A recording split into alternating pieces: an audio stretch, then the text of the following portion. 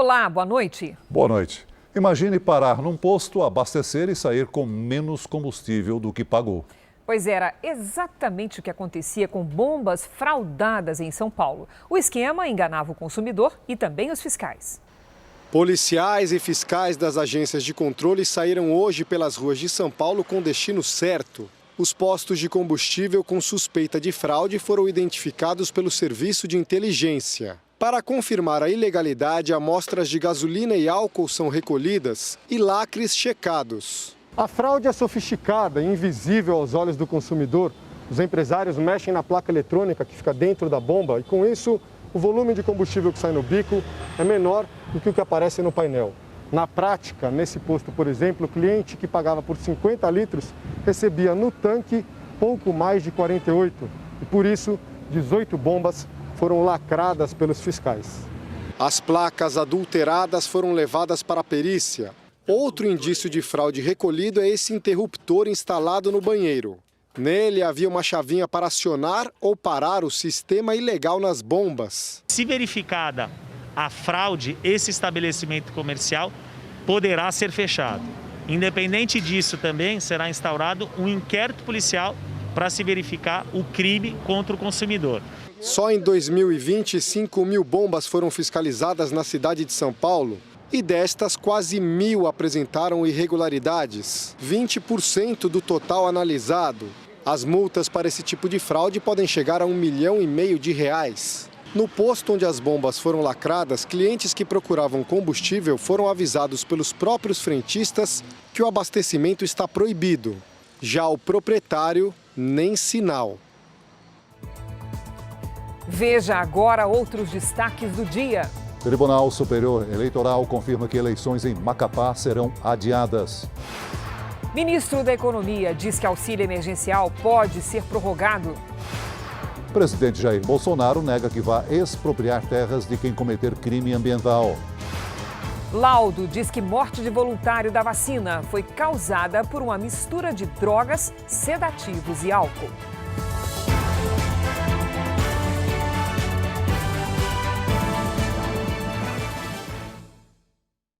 Oferecimento Bradesco. Pague, receba e transfira grátis no Pix.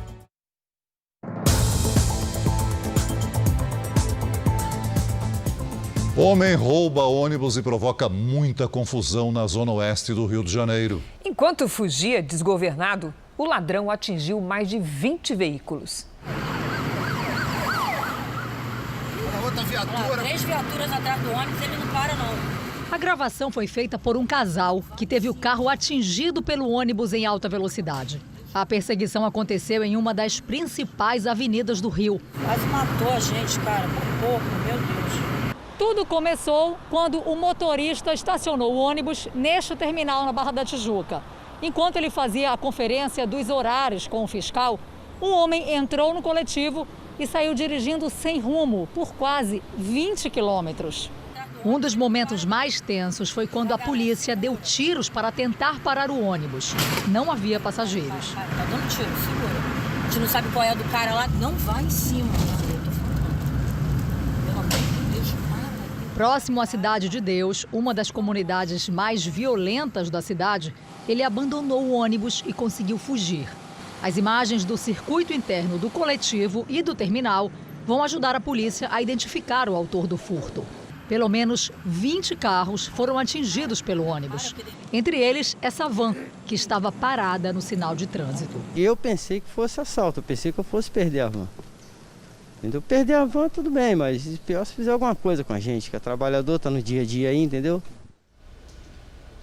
Em Belo Horizonte, os bombeiros encerraram mais um dia de buscas por um homem que desapareceu ao cair num rio. No fim da tarde de ontem, moradores perceberam algo incomum no Ribeirão Arrudas, um dos mais importantes da cidade e que corta o centro da capital mineira. Tem um cara dentro do rio, mano. O homem tenta vencer a correnteza. Ao se aproximar de uma ponte, policiais jogam cordas para tentar resgatar o rapaz. Pega a corda! Pega a corda! Pegou, Zé, pegou! Não solta não, filho, não solta não. Depois de alguns minutos, a força da água foi mais forte e o rapaz acabou soltando a corda. Ele perdeu as forças ali para segurar a corda e acabou sendo levado para a força da água. O rio, por possuir muitas pedras, não é possível a busca por embarcações. Nesta época do ano, o leito do Ribeirão sobe rápido toda vez que chove forte. E quanto mais volume de água, maior a correnteza e, consequentemente, a dificuldade de um possível resgate. Ninguém ainda sabe como ele foi parar dentro d'água.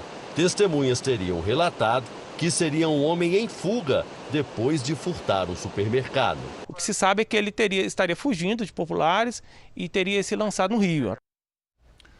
Uma atitude extrema por um motivo que poderia ser resolvido com diálogo. Em Goiás, uma mulher foi indiciada pelo assassinato da amiga. As duas vinham se desentendendo por causa da divisão das despesas do apartamento onde moravam. As imagens foram obtidas com exclusividade pelo Jornal da Record. A mulher que aparece no canto esquerdo do vídeo é Nayara dos Santos, de 19 anos. O homem que está de costas e bermuda é Daniel de Oliveira Faria, namorado dela e capitão da Polícia Militar. O vídeo não mostra, mas Nayara foi até a esquina e teria discutido com a amiga. Em seguida, ela volta e pede a arma do policial.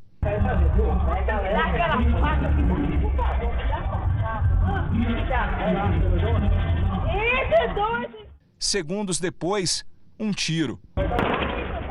Nayara volta correndo com a arma na mão. Kathleen Lohane Carvalho, de 21 anos, morreu no local. Um crime frio, calculado por um motivo banal.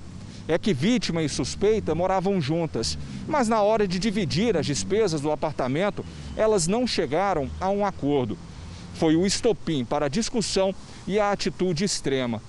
Na delegacia, o policial disse que não viu quando a namorada pegou a arma dele, apesar das imagens mostrarem o contrário. Há cerca de um mês elas vinham se desentendendo em razão de despesas em comum da casa, conta de luz, conta de água, coisas do tipo. Foi o que ela alegou. Nayara e Daniel vão responder pelo crime.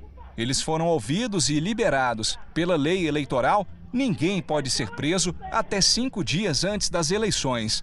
Em nota, a Polícia Militar de Goiás disse que a Corregedoria determinou a instauração de inquérito para apurar a participação do policial no crime. O custo de ter um carro subiu em outubro em relação ao mês anterior. É o que revelam os dados do Índice Nacional de Preços ao Consumidor Amplo, o IPCA. E mesmo assim, as vendas também cresceram. Aquele carro zero, com cheirinho de novo, ainda atrai muita gente. Só que está mais caro realizar este sonho de consumo. Em outubro, o aumento médio no preço do carro novo foi de 0,61% em relação a setembro. Mas não se engane ao ver as lojas vazias. As vendas subiram pouco mais de 3% no período. O cliente vinha em média 4, 5 vezes para fechar um carro. Hoje o cliente vem uma vez só, porque ele faz toda essa pesquisa do produto que ele quer, de preço, do que vai atender melhor, do valor de revenda, do custo de manutenção pela internet. Há recuperação também no negócio de seminovos e usados. Mesmo que os modelos 2019, por exemplo, tenham acumulado aumentos em setembro e em outubro. De março a junho, basicamente, a gente teve vendas muito baixas, então uma recuperação dos lucros. E aí também uma questão do dólar, né, do fator cambial, que influencia diretamente também a indústria automotiva. Quem já tem carro e não quer trocar também sentiu que está gastando mais. Todo o mercado de automóveis no Brasil vive um momento de alta nos preços. De setembro a outubro, os pedágios subiram quase 1,5%. Deixar o carro em dia também pesou no orçamento. Pneus, troca de óleo e peças novas ficaram mais caros. Nem o mecânico de confiança salva o bolso, diz este professor. Eu tenho um mecânico, mexe nos meus carros e aumentou 20% em relação. E o mecânico é justo, né? Ele fala o que tem que ser feito. Aumentou o preço de peça e o serviço dele também. Seja novo ou velhinho, até carro alugado precisa de combustível. Gasolina e etanol também subiram. Fazia esse acompanhamento no passado, de que existir porque realmente você acaba se entristecendo, né? A morte do voluntário que fez os testes da Coronavac serem interrompidos nesta semana foi causada por uma mistura de drogas, sedativos e álcool. Foi o que confirmaram hoje os resultados de laudos periciais.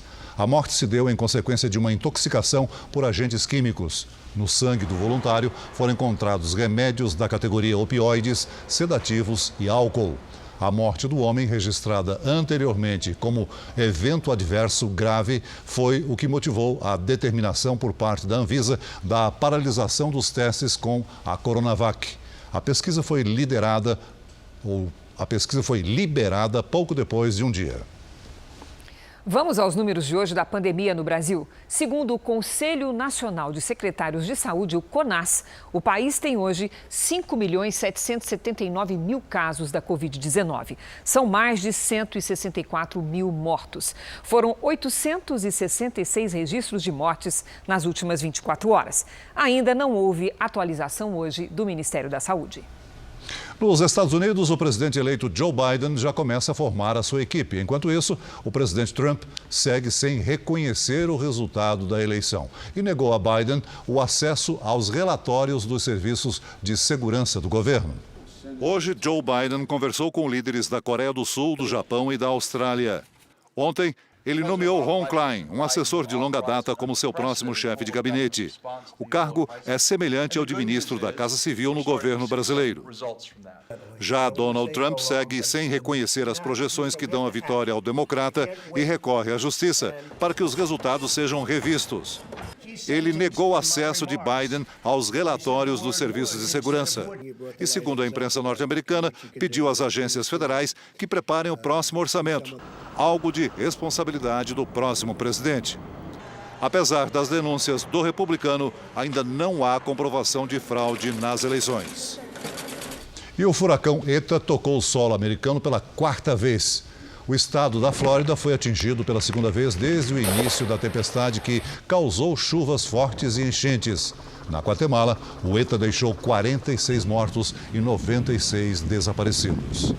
Milhares de casas foram inundadas e pelo menos 7 pessoas morreram após a passagem de um novo tufão nas Filipinas. Vamos ao vivo com a nossa correspondente na Ásia, Silvia Kikuchi, que tem mais informações.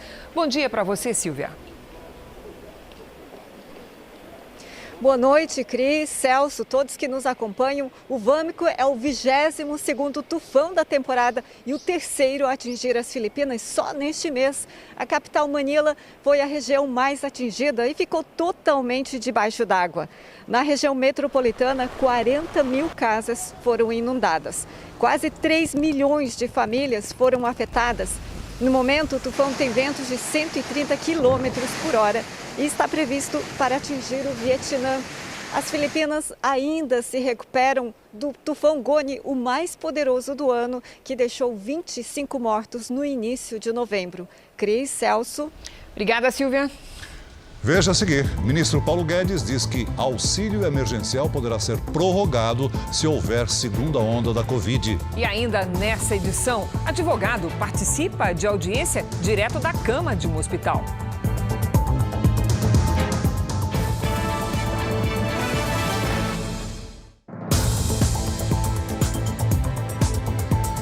O presidente Bolsonaro diz que não existe a possibilidade no governo dele de haver expropriação de terras. O presidente participou por videoconferência do Encontro Nacional de Comércio Exterior. No evento, Jair Bolsonaro disse que tem trabalhado na Organização Mundial de Comércio para permitir que empresas brasileiras entrem na disputa por compras públicas em vários países. A participação do Brasil nesse acordo permitirá que as empresas brasileiras passem a concorrer, sob condições de igualdade, em um mercado de cerca de 1 trilhão e 700 bilhões de dólares ao ano em compras governamentais. Bolsonaro também destacou a nossa força no campo e a atuação para buscar novos mercados para os produtos brasileiros. O Itamaraty e o Ministério da Agricultura falam a mesma língua e, juntos, têm alcançado resultados claros e concretos. Desde o início de 2019, conseguimos acesso ao mercado de 30 países para cerca de 100 produtos agropecuários brasileiros, além da habilitação de 700 plantas frigoríficas para exportação. A apoiadores, Jair Bolsonaro também comentou um assunto que interessa ao homem do campo. O presidente negou a intenção de criar um projeto para expropriar terras de quem cometer crimes ambientais. O tempo todo assim, eu tenho que conviver com a imprensa, o tempo todo agindo dessa maneira. Ou alguém deslumbrado do governo, sem qualquer responsabilidade ou senso de democracia, né?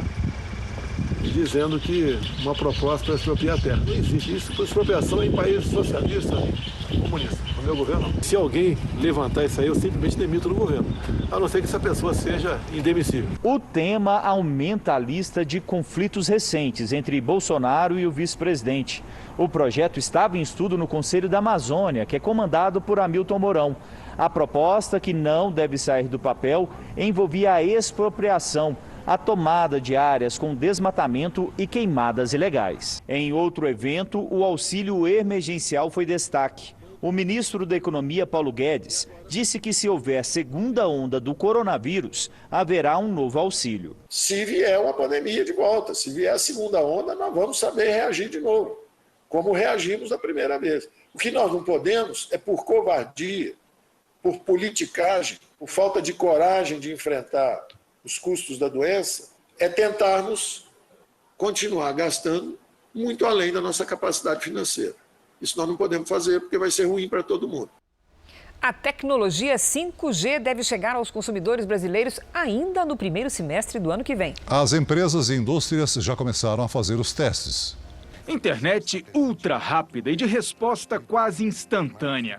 Máquinas e equipamentos interconectados, trabalhando de forma integrada. É a internet das coisas. O impacto econômico do 5G pode ser muito grande, oferecendo solução de conectividade para casos de uso que hoje não são possíveis e não são viáveis economicamente. E em breve a gente acredita que vai poder estar trazendo soluções práticas e efetivas para o mercado. Os testes são realizados nesta fábrica em Jaraguá do Sul, em Santa Catarina, e vão ser acompanhados pela Agência Nacional de Telecomunicações, a Anatel, e a Agência Brasileira de Desenvolvimento Industrial, a ABDI.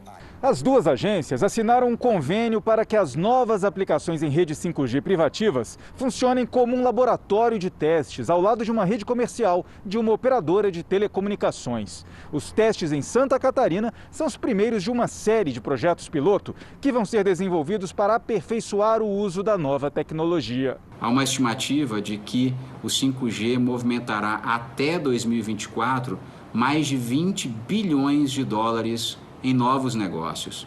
Nos testes, a Anatel vai analisar a possibilidade de interferências das redes privadas nas frequências de rádio usadas por outros usuários. Essa empresa vai utilizar o espectro radioelétrico e a gente tem, digamos, a competência legal de garantir o uso eficiente do espectro radioelétrico e, ao mesmo tempo, evitar interferências prejudiciais, né?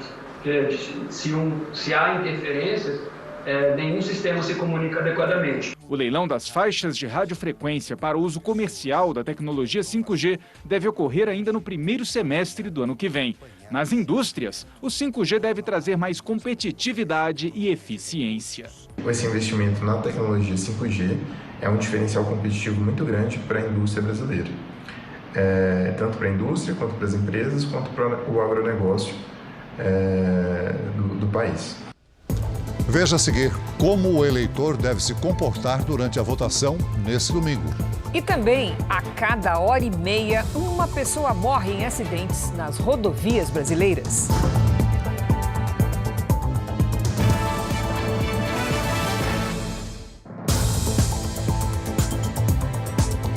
Por causa da pandemia, no estado de São Paulo, mais de 33 milhões de eleitores terão de seguir protocolos de higiene e distanciamento para votar nesse domingo. Aponte a câmera do seu celular para o QR Code que está aqui na tela e veja outras orientações importantes para o dia da votação. Esse barulhinho o eleitor conhece.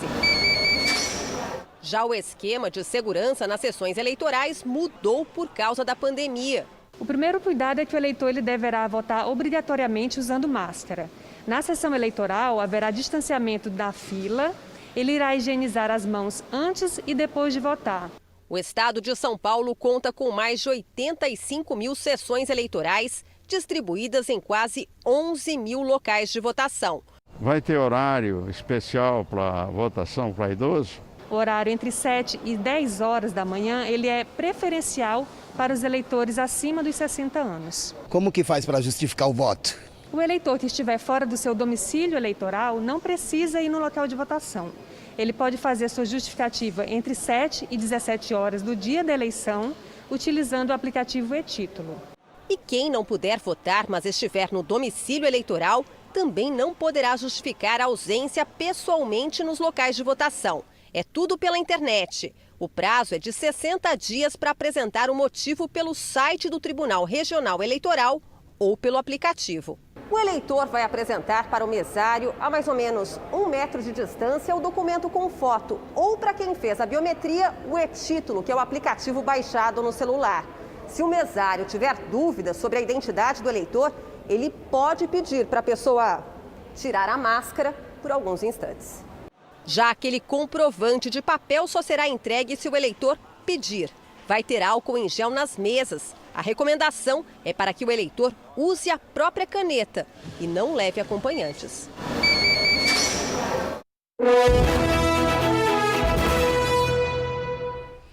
Há poucos dias do primeiro turno das eleições municipais, uma pesquisa Real-Time Big Data encomendada pela Record TV mostra Amazonino Mendes e Davi Almeida favoritos ao segundo turno da eleição em Manaus. Vamos aos números?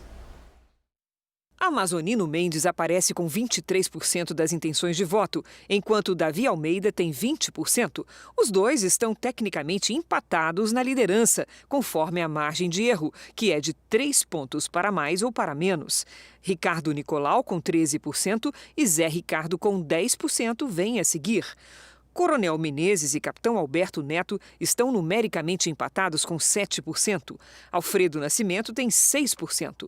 Chico Preto aparece com 2%. Romero Reis e Marcelo Amil com 1%. Gilberto Vasconcelos não pontuou. Brancos e nulos somam 5%. O mesmo percentual dos que não souberam ou não responderam. Em uma das simulações de segundo turno, Davi Almeida tem 39% contra 36% de Amazonino Mendes. Pela margem de erro, há empate técnico entre os candidatos. 15% disseram que vão votar branco ou nulo.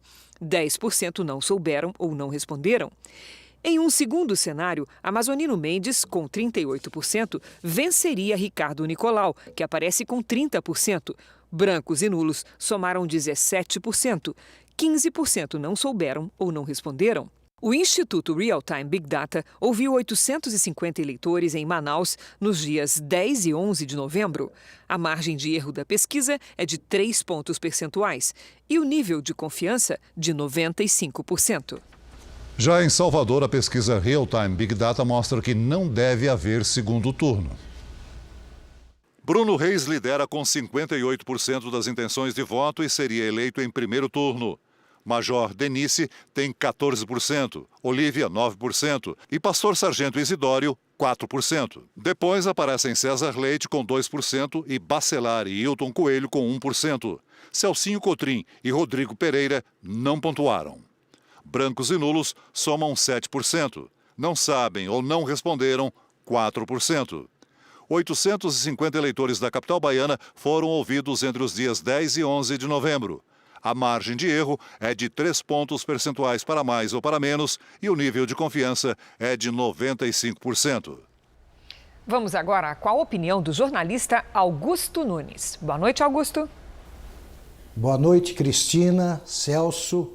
Boa noite a você que nos acompanha.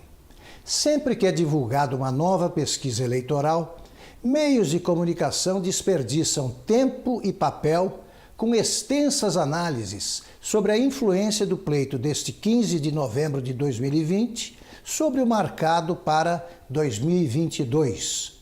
Os critérios que determinam a escolha de prefeitos e vereadores são inteiramente distintos dos que orientam a indicação de quem vai gerir os destinos da nação por 4 anos. Eleições em âmbito municipal são decididas por temas ligados à rua, ao bairro e à cidade onde vivem os eleitores. Já os deputados federais, senadores e, sobretudo, o presidente da República definirão os rumos da nação e desenharão os contornos do país que pretendemos legar às próximas gerações. Tudo somado, o que tem a ver a eleição do próximo domingo com a de 2022? Rigorosamente nada. No dia 16, esquerda e direita estarão mais fortes ou mais fracas? Nem uma coisa nem outra. No Egito, um acidente de helicóptero deixou ao menos 8 pessoas mortas. As vítimas são 6 norte-americanos, um francês e um tcheco. Um outro americano, que fazia parte do sobrevoo de rotina, foi resgatado com vida. Todos integravam uma força multinacional para a garantia da paz na região do Sinai. As causas do acidente ainda não foram reveladas. No interior de São Paulo, o motorista de um veículo atravessou o muro de um galpão. Foi na cidade de São Manuel, a 260 quilômetros da capital. O carro desceu a rua em alta velocidade e só parou dentro do barracão. Apesar do impacto, o motorista, que teria dormido ao volante, e o passageiro tiveram apenas ferimentos leves. O Jornal da Record segue nas redes sociais e também para Brasília. No Rio de Janeiro, mais de R$300 mil foram apreendidos pela Polícia Federal numa operação contra a interferência de milicianos nas eleições. A suspeita é que candidatos estariam sendo patrocinados pelos criminosos. A Polícia Federal seguiu o dinheiro. Esse foi o fio da meada de uma investigação que apura o envolvimento de um grupo de milicianos no financiamento de campanhas eleitorais no Rio. Entre os alvos, os irmãos Natalino e Jerominho Guimarães. No passado, os dois foram condenados por chefiar uma das milícias mais antigas do estado. A investigação, ela revela que provavelmente essas pessoas estão usando parentes para retomar o poderio político nessas eleições de 2020. Segundo a Polícia Federal, pequenos estabelecimentos comerciais, como restaurantes e farmácias, ligados a esses grupos criminosos, eram usados para lavar o dinheiro. O rastreamento das contas apontou uma movimentação financeira de R$1 milhão. A suspeita é de que esses recursos estavam sendo usados na campanha eleitoral deste ano. Documentos e aparelhos celulares foram recolhidos. A filha de Jerominho disputa uma vaga na Câmara dos Vereadores do Rio. O potencial que ela tiver financeiro, que ela possa gastar, o que algumas pessoas possam doar, tudo dentro da legalidade que diz a legislação eleitoral.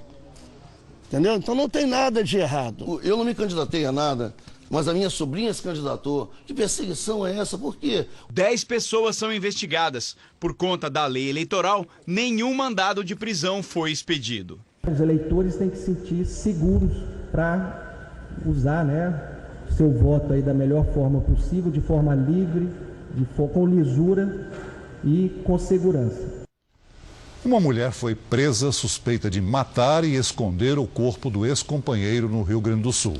O crime aconteceu em 2016 e só agora está perto de ser solucionado graças a um cão farejador que trabalhou nas buscas em Brumadinho. A ossada estava embaixo do piso onde funcionava uma lavanderia na cidade de Arroio do Sal. A polícia acredita que seja o corpo de Jonathan Martins de Almeida, desaparecido há 4 anos. A principal suspeita é que ele tenha sido assassinado pela ex-mulher.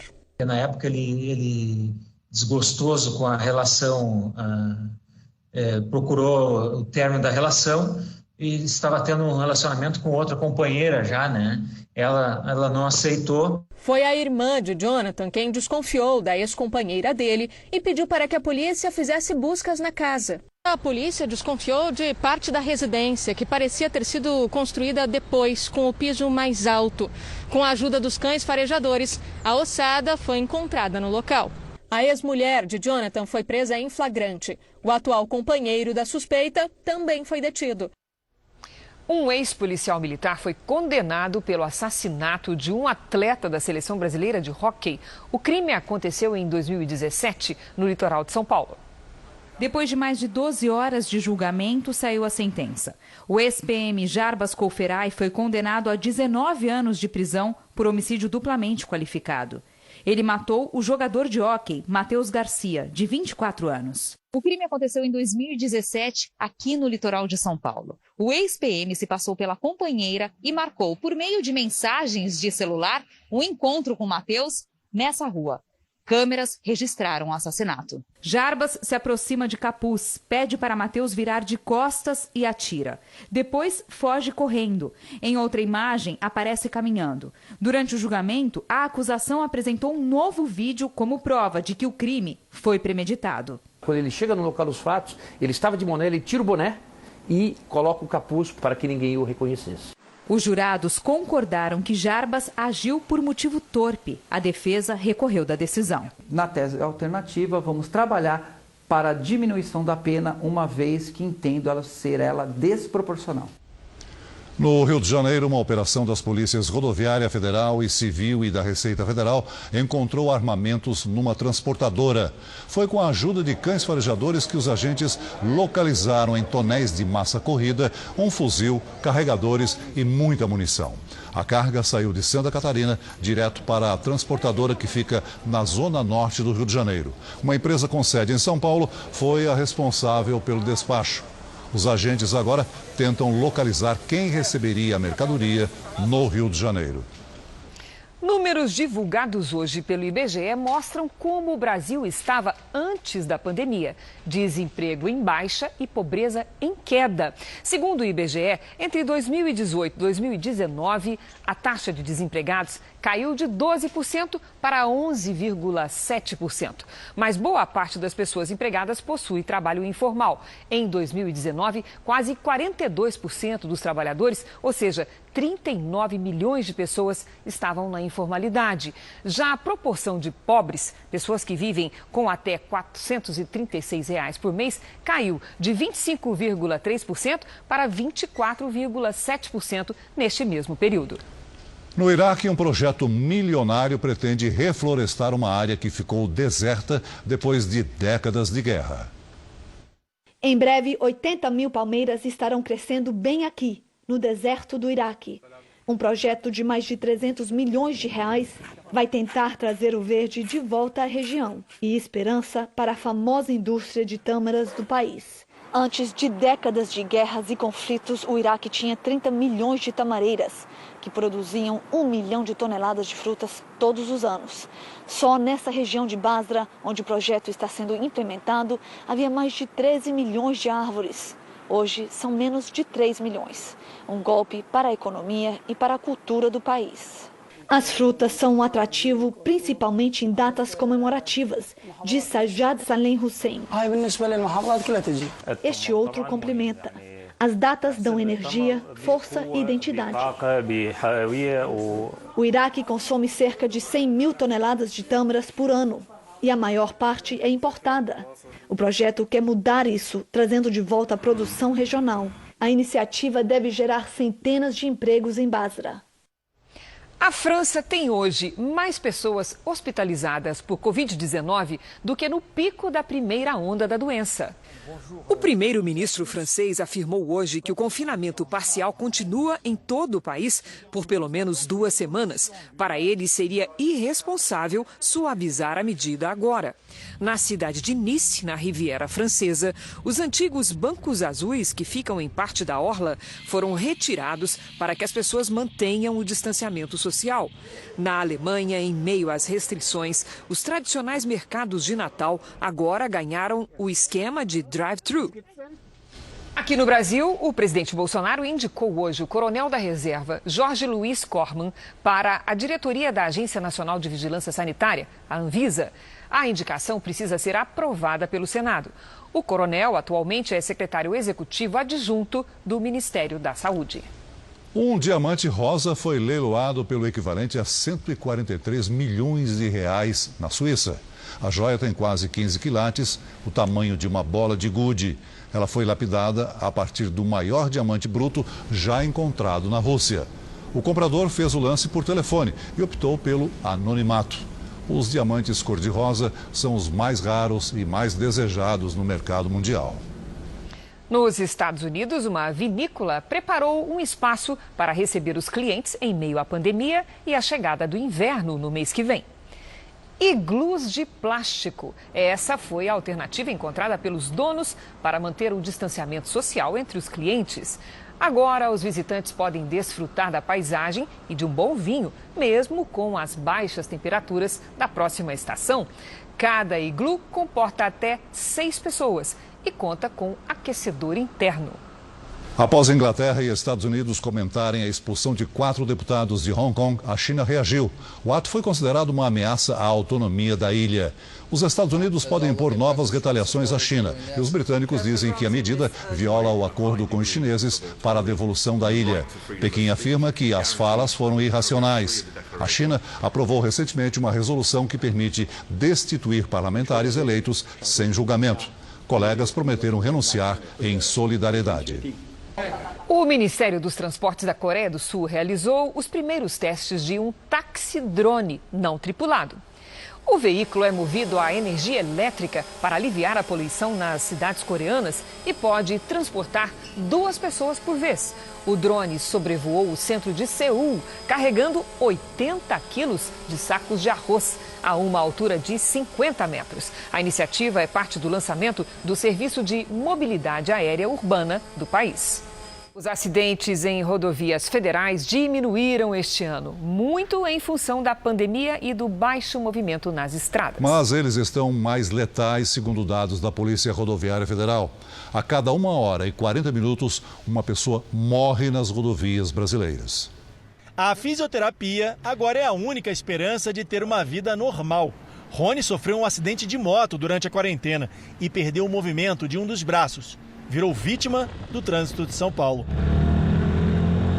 De repente tinha um carro atrás de mim, muito acelerado, muito alcoolizado, querendo me ultrapassar e não conseguia, né? E eu fui reduzir um pouquinho porque tinha um radar na frente. Aí na hora que eu reduzi, ele ultrapassou do meu lado e jogou o carro dele para cima de mim. Fraturei a clavícula, né? E a 4ª costela. A imprudência no trânsito aumentou durante a pandemia do coronavírus, principalmente nas rodovias. É o que mostra um levantamento da Polícia Rodoviária Federal de São Paulo. A quarentena durante a pandemia reduziu o movimento nas estradas pelo Brasil e puxou para baixo o índice de mortes no trânsito. Por outro lado, a gravidade dos acidentes aumentou e a explicação para isso é que rodovia mais vazia não é sinônimo de segurança. De janeiro a setembro desse ano, foram mais de 45 mil acidentes, queda de 8% em relação ao mesmo período de 2019. Ainda assim, 3.677 pessoas morreram, média de um óbito a cada 1 hora e 40 minutos, o que representa um aumento na taxa de letalidade de um ano para cá. Significa dizer que o motorista respeitou menos as leis de trânsito durante a quarentena. Nós temos observado que a redução do volume de veículos na rodovia estimulou os motoristas a aumentarem a velocidade, realizarem ultrapassagens mais arriscadas, mais perigosas. Acidentes que não poderiam gerar mortes acabam pelo excesso de velocidade, provocando mortes ou consequências gravíssimas.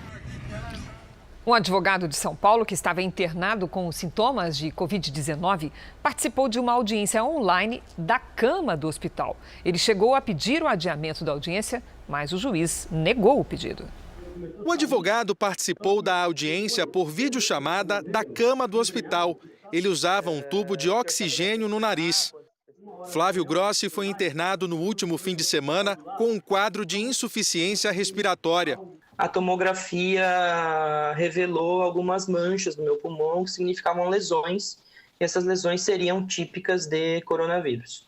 Debilitado, ele pediu que a audiência que aconteceu ontem fosse adiada para a semana que vem, mas o juiz manteve a data para não interferir no cronograma do CNJ, o Conselho Nacional de Justiça. Há o argumento de que é muito trabalhoso montar uma audiência virtual, e que o juízo tem metas do CNJ a serem cumpridas para o julgamento dos processos. E que, caso eu tivesse interesse, as minhas perguntas poderiam ser enviadas ao Ministério Público, para o Ministério Público fazer as perguntas para a testemunha e para o réu. O advogado criminalista é assistente de acusação num processo contra um sargento da Polícia Militar de São Paulo. O PM é acusado de disparar tiros de bala de borracha contra 2 pessoas no Carnaval de Rua do ano passado. Flávio Grossi não era obrigado a comparecer à audiência por videochamada, mas decidiu participar mesmo assim porque queria fazer perguntas diretamente ao réu. O caso está sendo julgado pelo Tribunal de Justiça Militar. A Ordem dos Advogados do Brasil, em São Paulo, disse que vai tomar as medidas cabíveis para garantir os direitos do advogado no episódio. Eu duvido que se o magistrado estivesse internado de camisola num leito hospitalar, ele faria a conexão por celular para fazer audiência para cumprir a meta do CNJ. O Tribunal de Justiça Militar afirma que o advogado Flávio Grossi figura nos autos como assistente de acusação. Como a acusação é feita pelo Ministério Público, que estava presente na audiência, ele poderia formular perguntas por escrito e enviá-las ao Ministério Público para que fossem feitas. A participação do advogado diretamente do hospital foi por escolha própria. Durante a pandemia, segmentos importantes da economia cresceram mais do que o esperado. Como muita gente se mantém dentro de casa, os setores com um saldo positivo são aqueles que melhoram o visual das residências e o conforto das pessoas. O início de um sonho e deu tudo certo. Mas o começo foi tenso na loja de tintas que o Alberto abriu no meio da pandemia. Algumas semanas antes de decretar o lockdown, a gente se questionou se era melhor segurar e esperar passar tudo, ou se a gente abria de uma vez. Aquele frio na barriga e a gente ficou assim um pouco aterrorizado. Putz, será que a gente não vai ter sucesso, não vai conseguir? Conseguiu, porque teve aquecimento das vendas. Com mais tempo dentro de casa, não tem jeito. A gente começa a reparar em tudo e sempre tem alguma coisa para arrumar. Ou dá para deixar a cozinha, a sala, os quartos mais bonitos? E aí pintou mais consumidor aqui para comprar tintas. De julho para cá, mais da metade dos comerciantes deste setor tiveram aumento nas vendas. Bem melhor do que o esperado pelo Alberto, que está otimista. Continuar com esse crescimento que a gente vem tendo, né? E, se Deus quiser, expandindo com mais lojas. Na casa da Aline, o que cresceu foi a família. Ela é uma das brasileiras que decidiram investir onde passa a maior parte do tempo. Com a gente ficando muito em casa, as coisas começaram a me incomodar. Eu comprei um colchão de solteiro também, eu troquei o meu colchão de casal, coloquei uma cabeceira na minha cama, então eu fiz várias compras aí dentro desse setor. Pois é, o Fábio mesmo, por causa da crise, achava que não ia mais dormir tranquilo, mas as vendas de colchões na loja em que ele trabalha cresceram. A gente teve uma surpresa aí de um aumento de venda, nós conseguimos bater recorde de venda. E isso foi muito bom, que a gente conseguiu aumentar aí até o número de contratações da empresa em 13%. No mês de outubro a gente conseguiu fazer a inauguração de mais 4 lojas. E com a expectativa de atingir novos recordes, agora sim dá para botar a cabeça no travesseiro e descansar sossegado. Agora só dorme tranquilo e já acordo já com vontade de vender. Quinta-feira de tempo abafado e com pancadas de chuva em Mato Grosso do Sul, São Paulo e Mato Grosso. Vamos saber até quando esses lugares seguem com cara de verão? Com ela, Lidiane Sayuri. Boa noite, Lid. Oi, Cris. Boa noite para você, para o Celso, para todo mundo que nos acompanha. O tempo deve ficar mais firme no sudeste e no centro-oeste só na última semana do mês. Isso porque uma corrente de ventos, conhecida como jato de baixos níveis, empurra a umidade do norte para o sudeste. Essa ventania úmida forma nuvens de chuva onde encontra calor. É por isso que as famosas pancadas acontecem principalmente à tarde. A sexta-feira não será diferente. Chove em toda essa área escura do mapa. Já no sul e no nordeste, o tempo fica firme. Atenção, a chuva é isolada e pode vir com granizo no centro-oeste e no sudeste. No norte, pancadas a qualquer hora. Em Curitiba, amanhã faz até 26 graus. Em Cuiabá e em Palmas, 36. E 28 é a máxima em Aracaju. Em São Paulo, o sol de verdade vai aparecer um pouquinho mais só lá no domingo. Amanhã, máxima de 28 graus, mais um dia abafado. Sol no domingo para todo mundo ir votar. Eleição. Obrigada, Lid. Veja a seguir. Apagão no Amapá entra no 10º dia e empresa tem até amanhã para restabelecer energia. E também um lugar especial para matar a saudade provocada pela pandemia.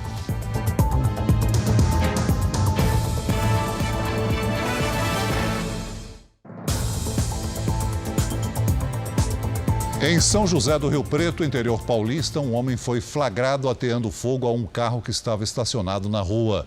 O homem de capacete chega com um galão e despeja o combustível no veículo. Ele põe fogo no carro e é atingido pelas chamas. Em seguida, sai correndo. A polícia ainda não conseguiu identificá-lo por conta do capacete. Um candidato a prefeito de um município do estado do Rio de Janeiro sofreu um mal súbito durante uma transmissão na internet e morreu. O candidato a prefeito de Bom Jesus de Itabapuana participava de uma sabatina transmitida ao vivo pela internet. Paulo Sérgio Cirilo, de 73 anos, respondia perguntas na live organizada pela OAB local quando passa mal de repente. O filho, que é vice-prefeito da cidade e acompanhava tudo dos bastidores, tentou ajudar o pai. O candidato foi socorrido e levado já inconsciente até um hospital municipal de Bom Jesus do Itabapuana. Ele chegou à unidade sem vida. Conforme informações da própria família, Paulo Sérgio Cirilo sofreu um infarto fulminante. O ex-prefeito disputava pela terceira vez o cargo. A cidade tem pouco mais de 35 mil habitantes e fica na divisa com o Espírito Santo. A prefeitura decretou luto oficial de 3 dias.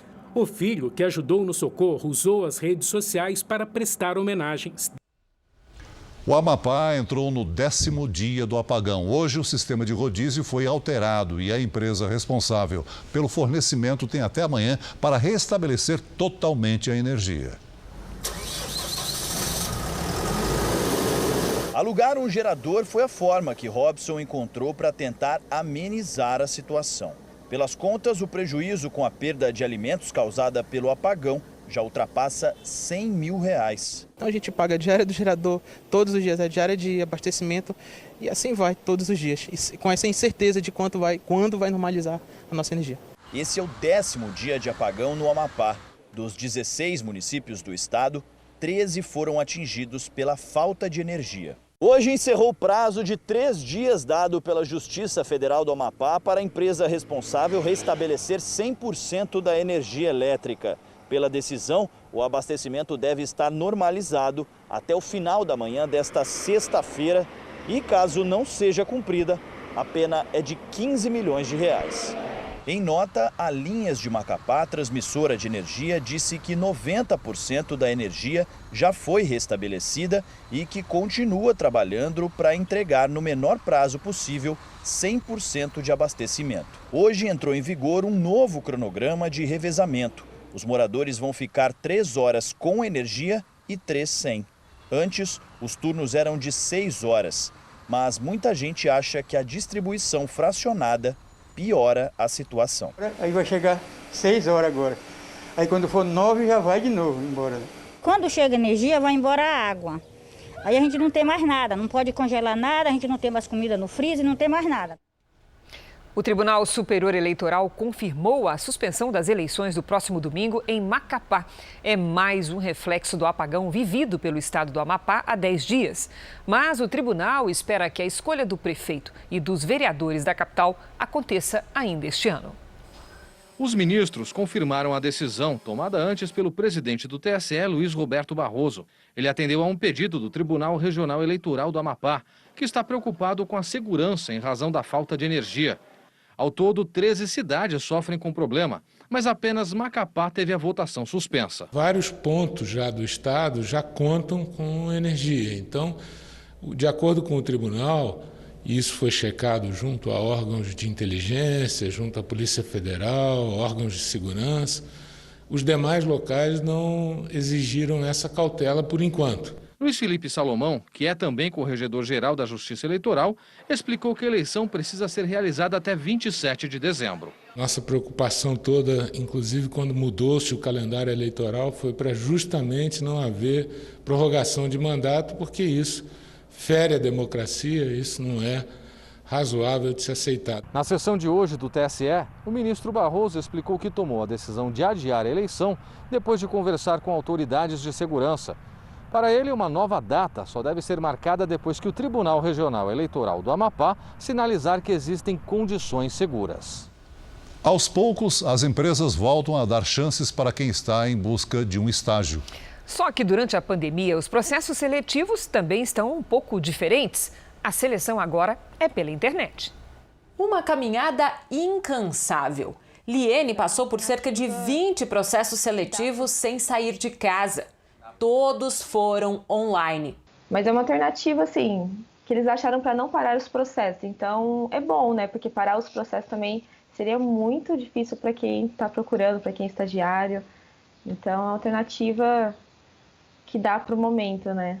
E este modelo parece que veio para ficar, principalmente agora, com a retomada dos processos seletivos. Bem diferente do cenário dos últimos meses, com a chegada da pandemia. A gente fez uma mudança já na estrutura do programa que estava vigente, né? Então, assim, os treinamentos, as mentorias, tudo isso. E agora a gente está numa fase de recrutamento dos novos estagiários também de uma forma online. Os processos seletivos estão sendo feitos, na maioria, assim, pela internet. O que é mais democrático, dizem os especialistas. Sem precisar sair de casa para a entrevista, o candidato evita gastos com deslocamento e pode concorrer à vaga de qualquer lugar do Brasil. Mas a praticidade do mundo virtual também exige atenção, principalmente se o candidato conseguir a tão sonhada vaga. Eu acho que é importante ter, como eu falei, o rodízio, a importância também dele estar na empresa, né? Só o online, eu não acredito que a gente consiga ter o melhor resultado para o jovem e para a empresa. Estar na empresa é importante para ele, né? A empresa traz um mundo prático que a escola não dá. Esta fábrica de laticínios está selecionando estagiários entre 5.000 inscritos para o programa. Experiência nova para a empresa e para o candidato, que já pode se preparar. Se for selecionado, vai ter a oportunidade de trabalhar de casa mesmo e também da cadeira, onde tanto sonhou estar sentado. Eu acho que tem uma busca muito forte nossa, de fato, por trazer um programa mais inclusivo, que consiga, de fato, ter uma representatividade dentro dos nossos futuros estagiários e trainees, que reflita a realidade do Brasil. Logo, logo espero novos profissionais brilhantes aqui trabalhando junto com a gente. No mês das grandes promoções e descontos, as lojas e marcas montam estratégias para atrair os consumidores. E a televisão continua a principal vitrine para os produtos. É o que indica uma pesquisa em que quase 70% do público lembra ter visto anúncios pela TV. No momento de tantas conexões virtuais e de anúncios cada vez mais atrativos no comércio eletrônico, sempre fica a pergunta: como atrair a atenção do consumidor? Esses dias eu vi a propaganda na TV de uma escova de cabelo que estava na promoção. Aí eu fui na loja e comprei. Nesse momento de pandemia, né, por conta de home office, a gente tem umas certas necessidades e eu vi algumas ofertas em comerciais de televisão e aí eu achei muito bacana os preços, eu acabei aproveitando essas promoções. Entre tantas opções, nossa setentona mantém o maior poder de atrair o consumidor. Segundo uma pesquisa do Grupo Kantar, cerca de 69% dos entrevistados se informaram sobre as ofertas da Black Friday pela televisão. 42% encontraram anúncios em sites e pouco mais de 30% pelas redes sociais. Este publicitário trabalha em uma agência que estuda há anos o comportamento do consumidor e confirma que o poder da televisão no alcance do público ultrapassa os outros meios de comunicação. A televisão aberta realmente é um canhão que ela é preponderante para uma boa campanha de uma data tão expressiva como a Black Friday. A pesquisa também revela os produtos que os consumidores deixaram de comprar com medo de sair de casa, mas esperaram até novembro para conseguir aquele desconto. Os eletrônicos, eletrodomésticos e roupas estão entre os preferidos. Foi o caso da dona Célia. O filho dela vai casar e ela aproveitou o período da pandemia, que ficou com a televisão mais tempo ligada, para pesquisar o preço da geladeira que pretende comprar. Anunciou na televisão, eu vou lá na loja, confiro e se eu gostar eu compro. E na Itália, um centro de idosos criou um espaço protegido para os pacientes ganharem abraços com segurança. A sala do abraço é revestida com plástico, mas existe espaço para todos se tocarem e apertarem as mãos. Os profissionais de saúde perceberam que se tornou cada vez mais importante que os idosos recebessem algum contato humano dos parentes e amigos. A iniciativa funcionou muito bem. Só podia vir deles, Tinha que ser na Itália. O Jornal da Record termina aqui. A edição de hoje na íntegra e também a nossa versão em podcast estão no Play Plus e em todas as nossas plataformas digitais. E à 00:30 tem mais Jornal da Record? Fique agora com a novela Amor Sem Igual. A gente se vê amanhã. Até lá. Boa noite e até amanhã.